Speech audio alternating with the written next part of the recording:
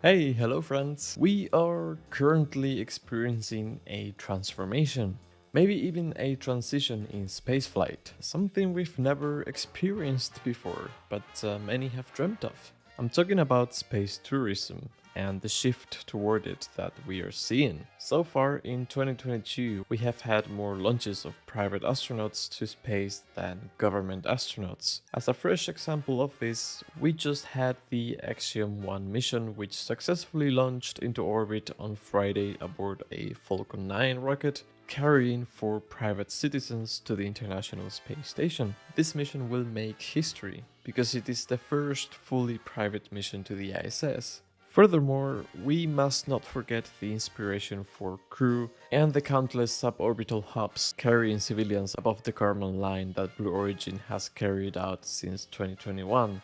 This new addition to the space industry seems to be creating a ripple effect across the system that is making us question the very definition of what is an astronaut and what it takes to become one. There is certainly a big difference between being a trained NASA astronaut and being a private astronaut. Although I do think that there is also a difference between being a private astronaut and a space tourist. What I mean by this is that I see a clear line between NASA astronauts that are professionally trained and whose main goal is to conduct science aboard the ISS, and space tourists that go to space for mostly leisure purposes, or at least not with the primary goal of conducting science, which is what we've been seeing with Blue Origin's flights and Virgin Orbit as well. So those are two clear categories. Professionally trained NASA astronauts on the one hand, and mostly untrained civilians on the other hand. Now there is a third, not so well defined category that falls into what SpaceX is doing, and this became most obvious to me in their latest crewed launch to the International Space Station. It is true that the crew members of the Action 1 mission are going to space because they want to, and because they can afford to do it as well.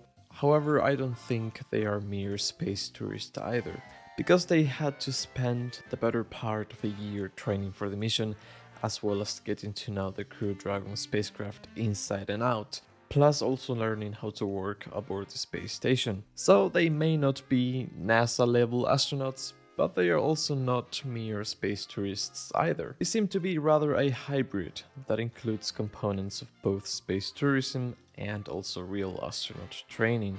And I think this is a really good compromise to be made between the fields of tourism and science that will further accelerate the pace at which the dawn of this new space age happens.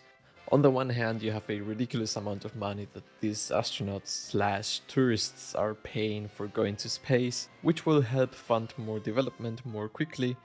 And on the other hand, you are training these people to become capable astronauts. Maybe less thoroughly than NASA, but faster. And that will in turn also help accelerate the process of settling human colonies on the moon and later on Mars, which are things that require a lot of training and especially experience. So, tourists or astronauts? Well, currently we have both, plus a third kind of hybrid.